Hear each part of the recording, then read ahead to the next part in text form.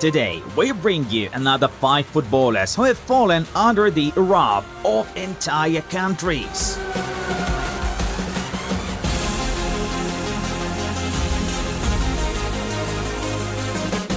Cristiano Ronaldo has had enough fans and haters throughout his career, but there is a country where almost everyone totally despises him. In the summer of 2019, the Portuguese came to South Korea for the preseason tour along with Juventus and was supposed to take part in a game against the local K-League Stars team. Tickets cost $340 but still made it to a sold out. The stadium was filled with 63,000 people. All South Koreans wanted to go to the match for the opportunity to watch Ronaldo live in action. However, Cristiano spent the entire match on the bench, and from his constant smile and relaxed posture, it became clear that he had no regrets at all. When the match was coming to an end and it looked like he would no longer enter the pitch, the audience began to leave the stands. And those who had sat to the end even began to chant, "Messi, Messi," after the final whistle in order to tease CR7 by mentioning his eternal rival.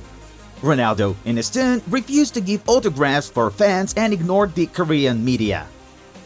The incident also disappointed the Football Association of Korea, so the anger of the masses was directed not only at Ronaldo, but also at the FASTA, the company which took responsibility arranging the game.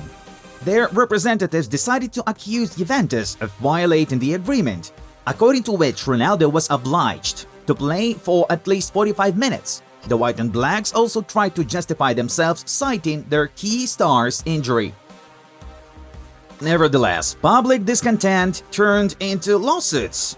Many fans have obtained monetary compensations from the FASTA, but for Cristiano, he remains an extremely unwanted guest in their eyes.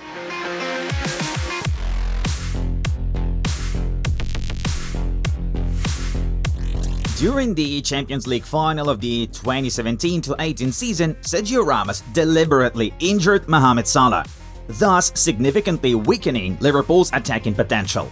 Real Madrid succeeded with 3-1, but the deed of the Merengues defender was not forgotten. Supporters of Mohamed, who were rooting for their compatriot and his team that evening, declared Ramos almost the public enemy number 1. The Egyptians began to threaten Sergio on social media platforms and called him a scoundrel, a butcher and trash, to the point of a lawyer named Wassem Wahba even demanding €1 billion in compensation from FIFA for the psychological damage caused to the country. Speaking of notable reactions, the protests also took place. On the streets of Hurghada, Cairo, and Sharm el-Sheikh, people came out with posters against Ramos and demanded the defender to be disqualified for life. Besides, a large demonstration occurred outside of the Spanish embassy in Egypt. Over the years, emotions have subsided and Ramos obviously continues to play football, although the reputation of a dirty performer remained and Egypt hasn't forgiven him and is unlikely to do so anytime soon. But it's one thing to hate a player for some kind of offensive action on the pitch and another to kill him. Well, more on that later.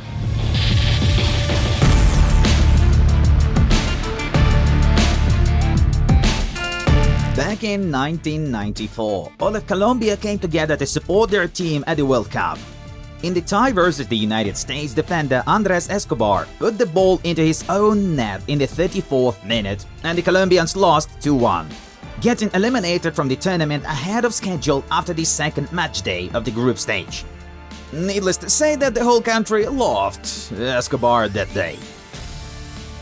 Unfortunately, what happened there was not part of the drug lord's plans, who bet millions of dollars on the sweepstakes on their site, hoping to receive good money. Escobar angered crime bosses from the cartels, and 10 days after the crucial event, he was shot in his hometown of Medellin. Andres got 6 bullets. The murder was in the hands of Humberto Muñoz Castro, the bodyguard of 2 crime bosses, the brothers Pedro and Santiago Galun.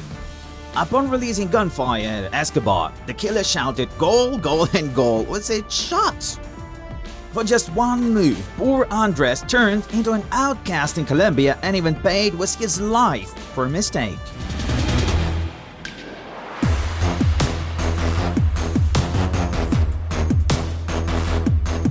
the last Euro, Raheem Sterling managed to completely piss off all the Danes who were interested in football.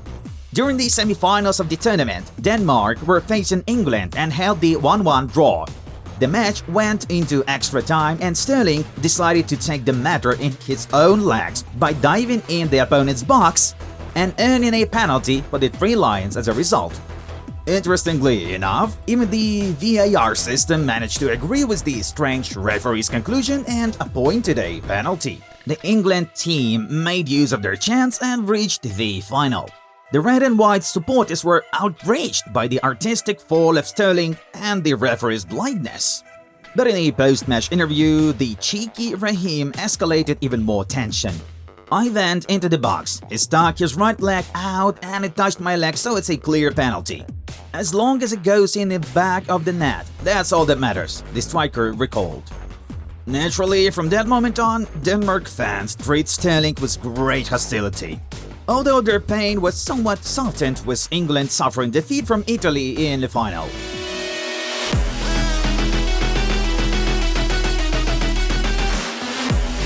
And now the story for all of our channel's old fans have been waiting for. Is there any doubt why Marco Materazzi is France's #1 enemy in terms of football?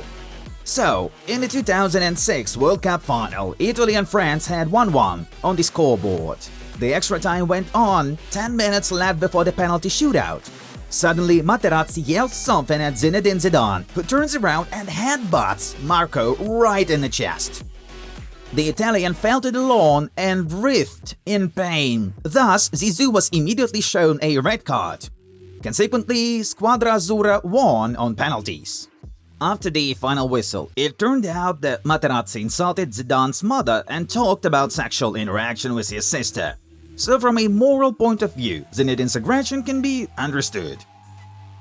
You can withstand a strong push, a dangerous tackle, insult in your direction. But when they offend your relatives, you must immediately respond, Zidane later explained. As for Materazzi, he admitted his guilt only partially. "What I said was stupid, but it didn't deserve that reaction." You would hear stronger words said on the streets of Naples, or Milan, or Paris, much more serious things. "My mother died when I was 15. That's why I would never have insulted Zidane's mother. I spoke about his sister, but it doesn't matter. I don't hold any grudges and never will." Don't hold any grudges? Is he serious? Was Marco also supposed to get offended? Pure nonsense, isn't it, guys? No wonder 4 years later, Zidane stated that he would rather die than shake Materazzi's hand once again. To be fair, the overall majority of Les Bleus fans adhere to the same point, and we perhaps are in solidarity with them too. Mind games in football should have the right to life, but everything has its limit. That day, Marco crossed a line. Despite the fact that Zidane let France down with his send-off back then, he remains a football legend. And Materazzi was only remembered as an inveterate provocateur. Well, to each his own. Folks, we recommend you to give other interesting videos on our Project 85. For example, we have talked about players who cheated on their wives or those who traded football for money. We are sure you'll love these episodes. As always, the Top Football channel was with you. Thanks everyone for watching and bye-bye.